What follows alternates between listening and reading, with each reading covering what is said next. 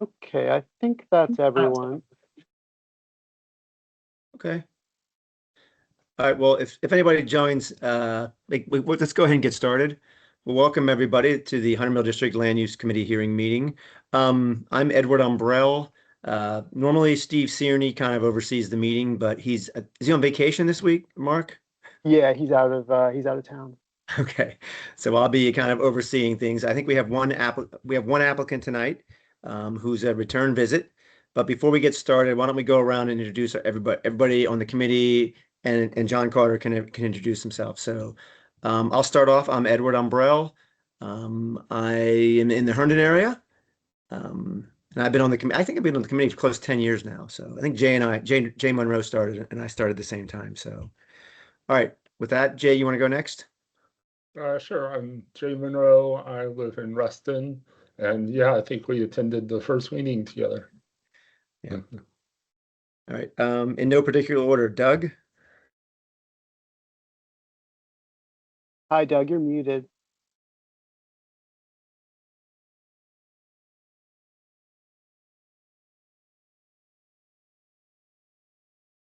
Doug, if you're having troubles, I've had troubles with the microphone before.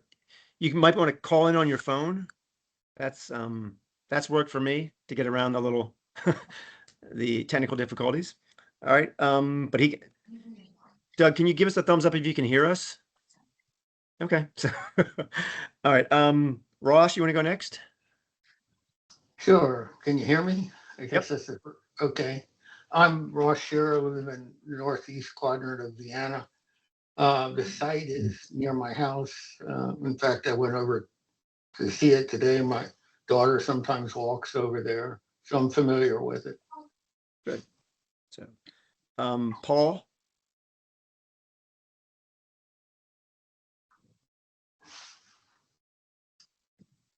I see Paul join, but all right. Well, Paul's here. And Kripa, did I pronounce that correctly?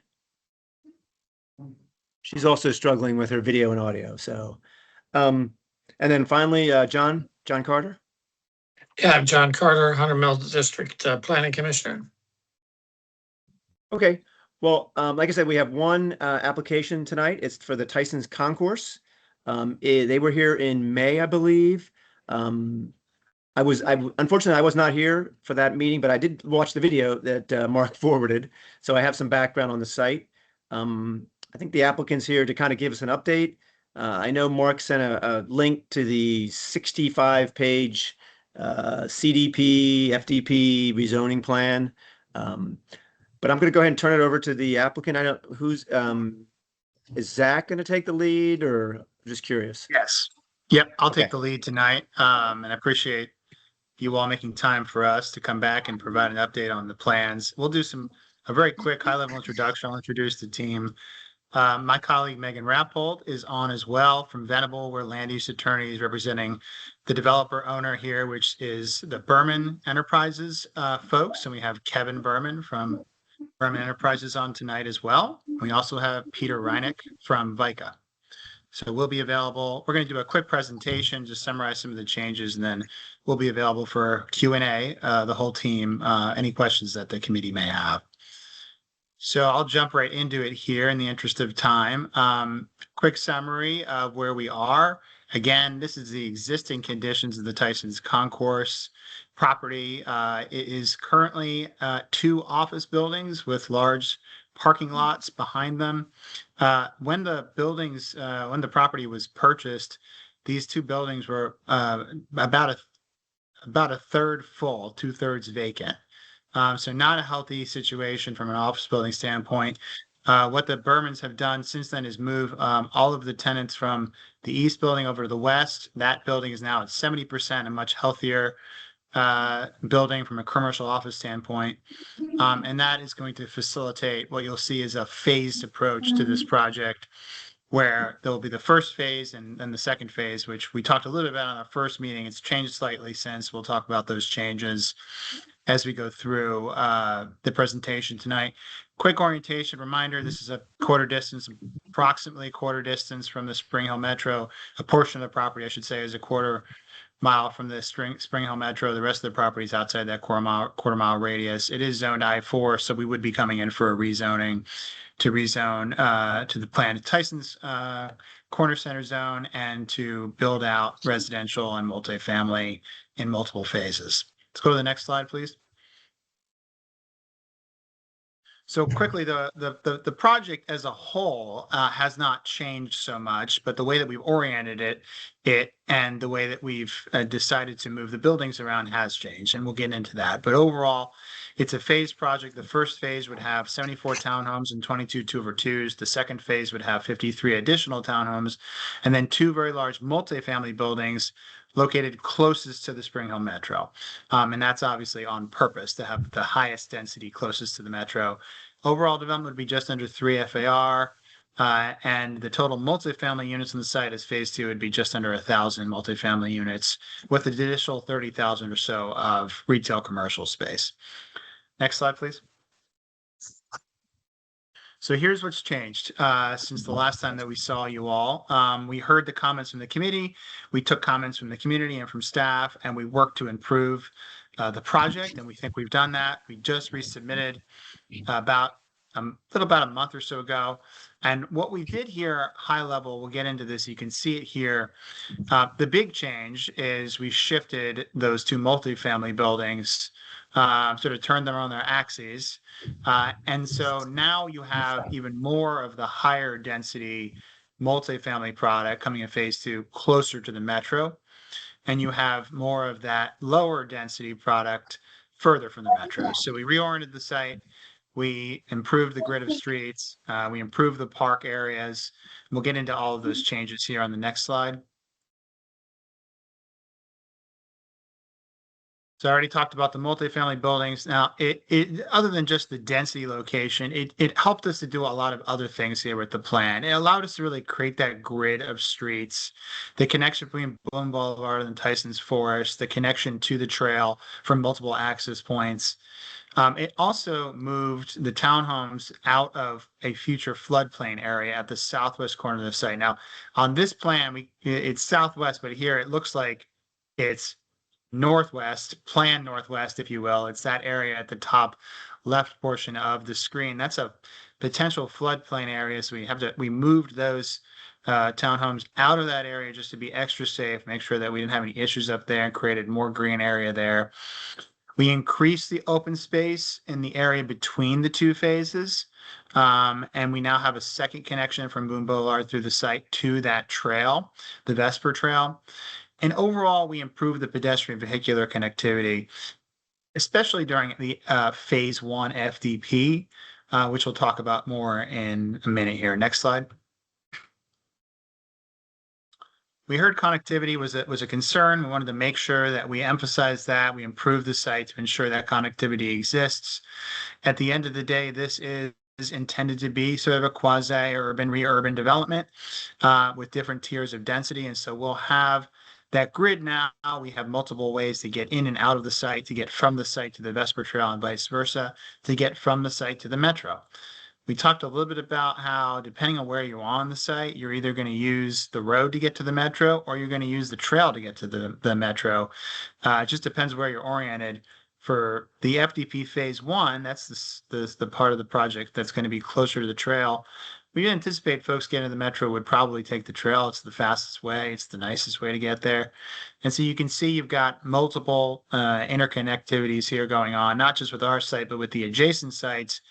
This slide really is intended to show sort of at full build out of all the various CDPs that are already approved around us, how these sites could work together, be interconnected, and ensure that you really get that grid of streets that you want to see in the Tysons areas closest to the Metro. Next slide. Turning to the FDP, this is phase 1.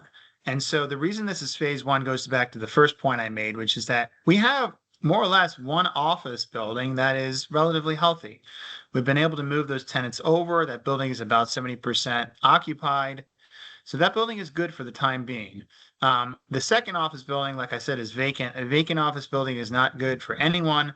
So the plan is to take that down, leave the existing building, and to start a phase one project, which you see here. This is the same as we showed you a couple months ago. However, what's changed is that we've now committed to build half of Boone Boulevard as part of that first phase.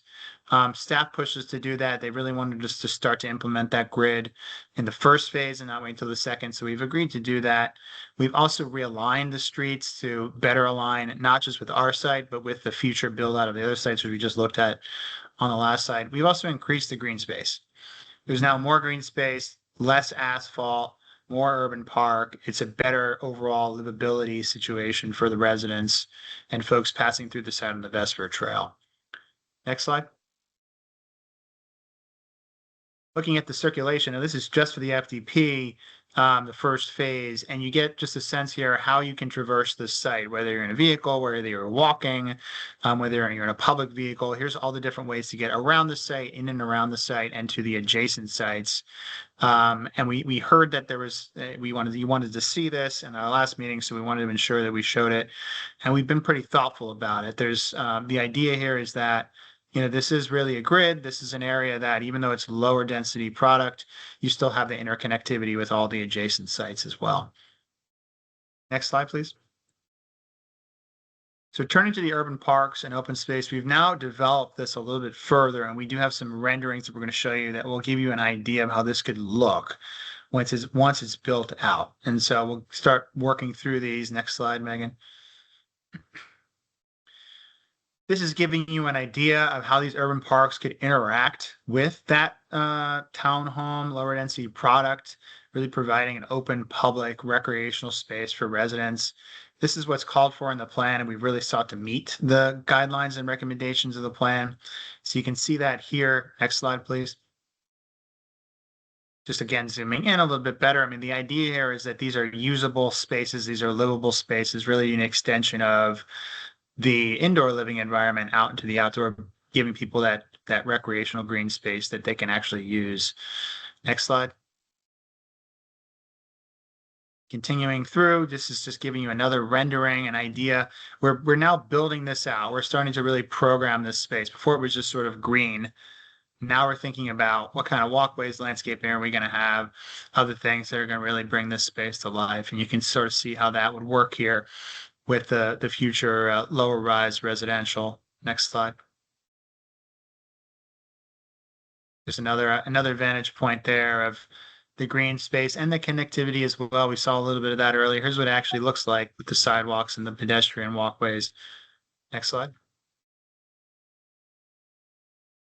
There's just another vantage point of some of the walkways around the site. So turning to the project status, as I mentioned, we resubmitted in June, and we're here tonight on the 21st for a second meeting with the committee. We expect to get staff comments back at the end of the month. We'll be working with staff to resubmit. Our resubmission deadline is August 28th, so we'll be busy in August. We anticipate coming back to the committee at some point in the early fall. If we're still on schedule, assuming we are, we'll be seeking your support for the project in advance of the future public hearings. Staff reports currently planned for October 28th, with the Planning Commission hearing on November 18th and a Board of Supervisors date of December 8th. So we'll have a busy fall in getting this application all buttoned up. And we wanted to make sure that we brought these changes to you now before we got to the fall, before we get through August and a couple more months pass. And that way that you have a chance to digest this. We can answer any questions that folks may have and continue to hone and refine the application as we work closer to the public hearings. So that concludes our presentation, and we look forward to answering any questions folks may have. Okay, well, thank you, Zach, for you and your team presentation tonight and for the update, and also the schedule that you put up there was very helpful for just the timeline, if you will. All right, so what we're going to do is we're going to go around and everybody will have a chance to ask questions, and then at the end, John Carter will have probably some additional questions for you. So I think I'll go first. You mentioned it's obviously the project's going in two phases. You kind of identified phase one and phase two. It sounds like you would move forward with phase one very quickly once you get your zoning approvals and your site plan approvals. Is that an accurate statement? You'd probably maybe like fall of 2027, spring of 2028 to start construction? Is that your thought was, or? Yeah, that sounds right. Okay. And then what about phase two? Is that when the market dictates it, or do you have any Yeah, we thoughts don't, on that? yeah, I mean, we don't really have a specific agenda for phase two. I mean, I know we right now have leases in the building that run out at least 4 or 5 years. So we know it's not in the next 4 to 5 years. Right now our goal is, can we maintain it as an office building? But, the office market right now is really tough. So we know we have 5 years of runway. Let's try to keep it as a healthy office building, but let's holistically think of the site, because there's a good, when you look at the long horizon, the 10 to 15-year horizon, it's probably not going to be an office building anymore in the long term, just given the prospect of office. Okay. Thanks for the update, Kevin.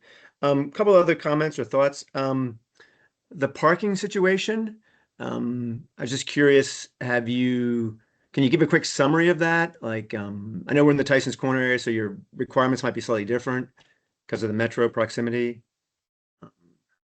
Are you talking about in the interim condition, in the Well, final condition, all of the above? I just wanted to get a quick, just final condition, if you will, for the, I guess, phase one and then phase two. Is there going to be a parking garage for phase two? Yeah. Yeah, so phase two with the multifamily will predominantly be underground or parking garage, structured parking for the multifamily. And then for the townhouses, we're proposing 2-car garages with, I don't know, Peter, if you remember how many extra spaces beyond what's provided in each unit. It's usually for townhouses, it's 0.3 is required of each townhouse, would be outside of that. Okay, so 2-car garages, then you have, is there driveway parking? I was just curious, or it doesn't look like There there's is room no for. driveway parking on this site. Okay, so, okay, and then my last question was, you're awfully close to the stream over there. You mentioned the floodplain. Is there RPA mapped on the site? Are you guys encroaching in the RPA, the resource protection area? Yep, so we are not just, encroaching. So we did an RPA delineation on the site, and this is based on the new floodplain that's going to be adopted, the new FEMA floodplain. So Okay. that's why the floodplain sort of changed, because it's being updated. And that RPA sort of coincided with the floodplain for the most part. So we are out of that RPA, and actually we're taking a lot of pavement that's already in the RPA out. Okay, good. All right, that's all the questions I had. So let's start going around to the committee. We'll try and go in roughly the same order that I called on people. So Jay, you want to go first? Well, I had some questions on parking, but they're now answered, so I'm good. Okay. Doug, are you still having technical difficulties? Are you? Oh, he's typing in something.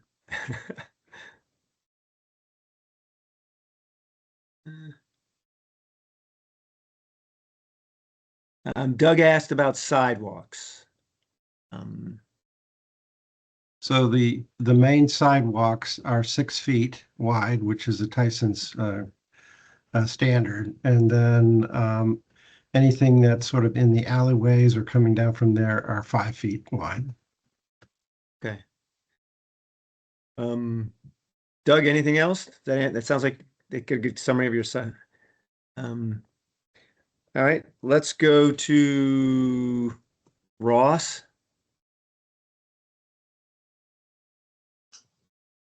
Hi, I have a few questions. This is near my house, and I've occasionally walked over there, and I went over there today.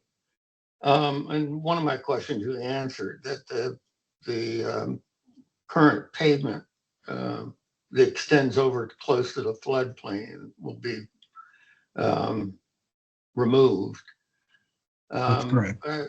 I have a question. There's a parking garage there. I can't tell how many levels. I didn't take the time to wander around. So I'm wondering about, is that to be demolished or is that to be used? It looks like it's located in phase one, right in the middle of the building, of the three buildings in the center of phase one. So I assume it'll be removed with the one office building. And I want to be clear that I think I feel very good about this project. I think it's the right kind of response for that part of Tysons, and I think it'll contribute positively to the neighborhood. But I'm wondering about energy profile. Will the buildings have sprinklers? Because as I recall from the video of the first meeting, some of the units, not the townhouse units, but I think the condo units are stacked on top of each other in an odd fashion above a garage. So I'm wondering about the fire hazard. And then will these homes be all electric or will they have natural gas? We're at a point where we need to get away from natural gas. So ways to make this project have green features, I think will really enhance it with the public. So I'm wondering what your thoughts are on that.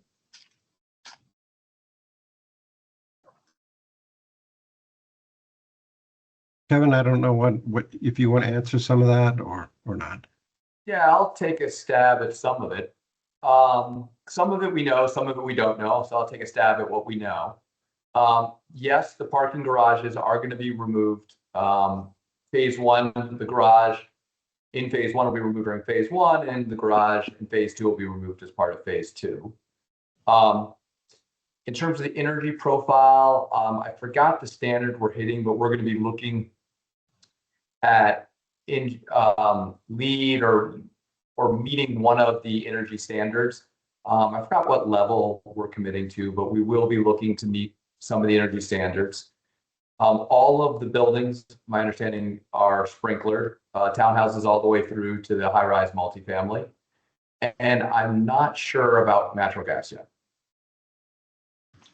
Okay. LEED's, helpful, but and I'm not sure about this kind of a project, but on the larger buildings, it really does a lot to lower the energy bills. You really have to get to the gold level before it takes a bite out of energy waste. But that's just my observation. I'm just trying to make the pitch to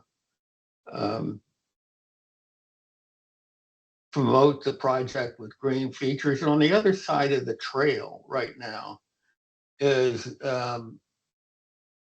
an old macadam lot that maybe Stolman's used to use or one of the car dealers.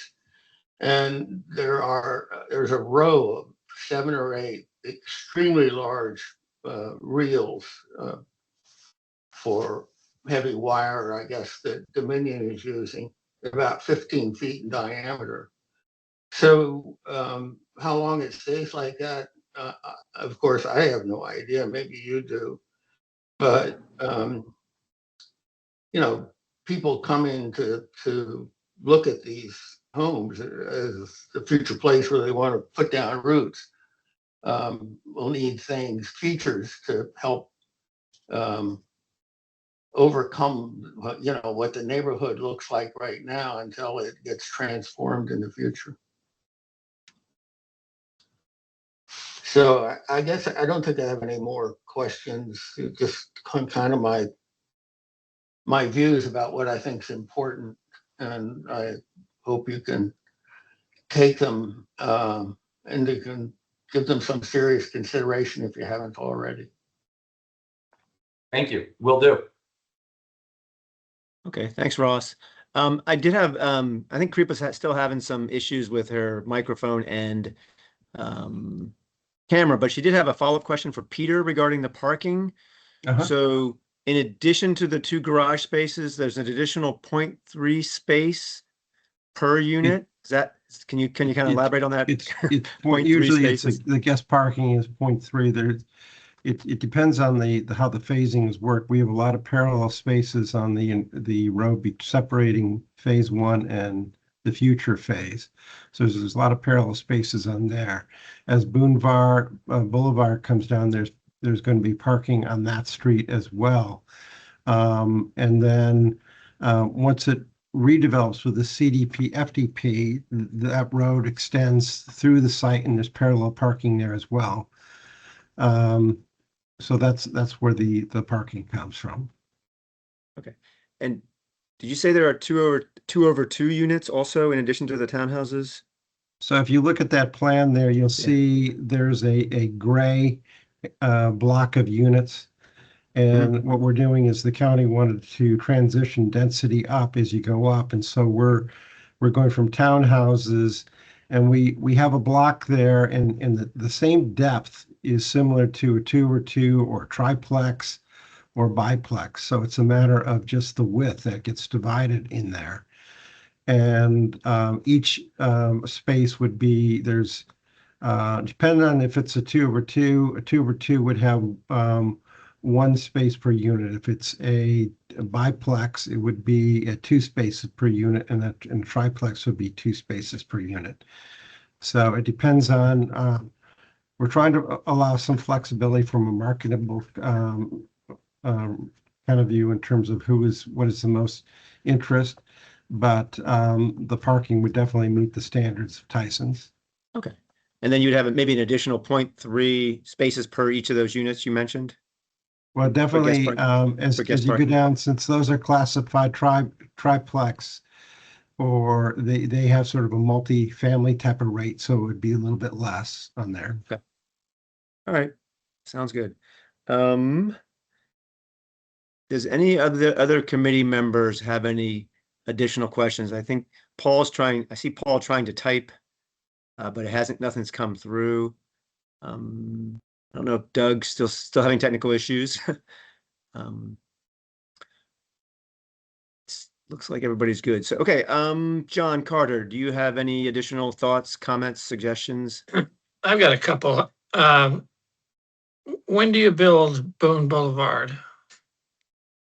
So you want to flip to that slide, the Boone Boulevard slide. The intent is to build that section that you see there during phase 1. And that is a half section because it straddles the property line. So you can only build a half section on there, and there's a grade change. So we have a wall that's holding up the parcel to the, which would be to the east from there. So that's all the extent we can do, and we're trying to do that to our entrance. But you can see how it veers off from there. So what is a half section? A half section is at least 2 lanes for 2 there, lanes. what we can fit in. Where is the boundary of the stream? Where is the stream and if there's an RPA or a floodplain, where is that boundary? Is that the green?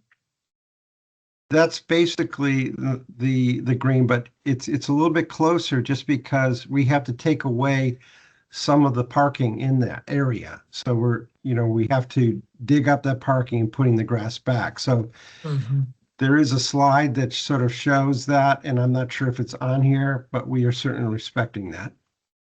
So if you look closely here, you can see that red line that sort of goes, if we start to the south, follow it up from there, goes around the garage, goes up through that area. So that is the new FEMA as well as the RPA delineation along there. The red line? Yes. Interesting. One of the things that happens on these phase projects is that the open space comes in the second phase. The open space in the first phase looks I don't know, it looks very minimal. And I wonder what the staff thinks about that, whether that's going to work. Well, we meet the urban park on that area. The You open sure? space, there is open space.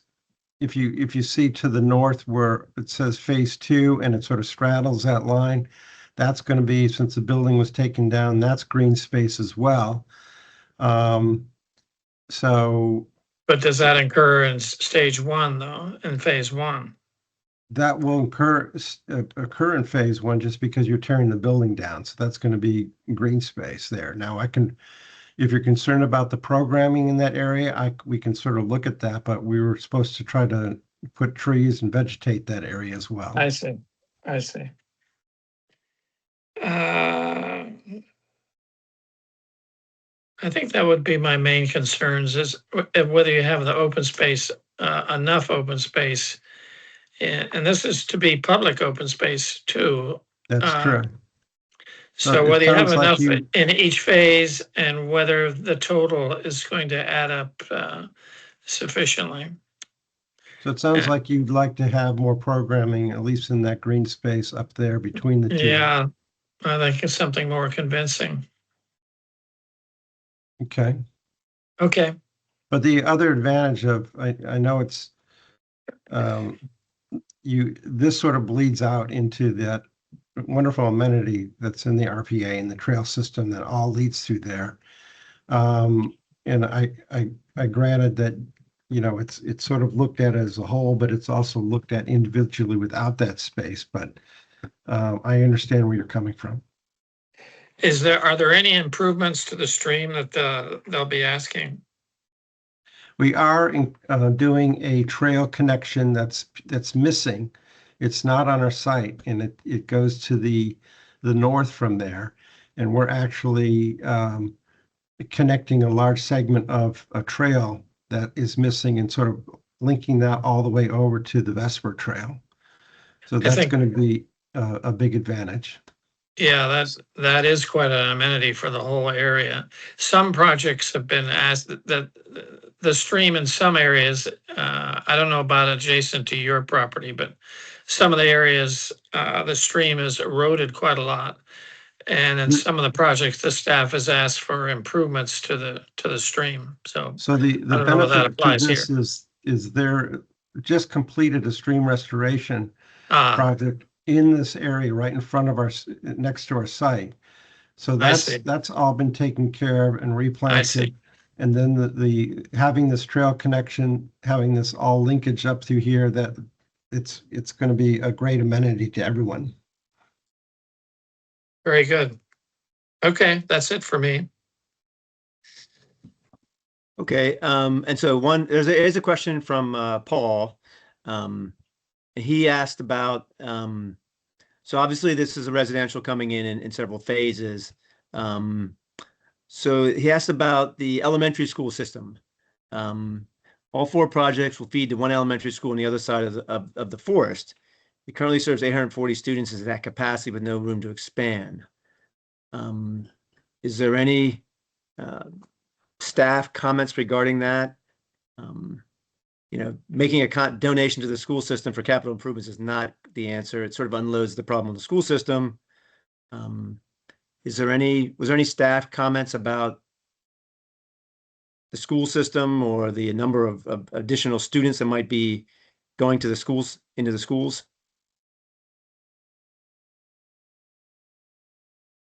Zach, I do don't you think know? we've seen that comment yet. Well, obviously we have the proffers that we have to deal with. You mentioned that. So obviously this area is planned for pretty high density.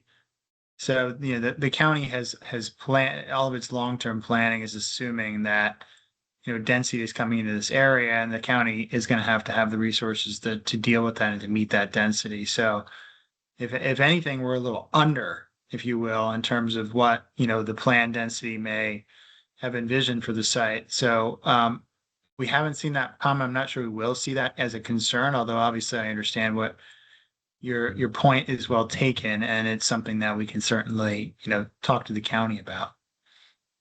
Okay. So here's some notes on the school system or the students and things like that, I guess. Okay. All right. Well, just keep that in mind as you move forward. So it says,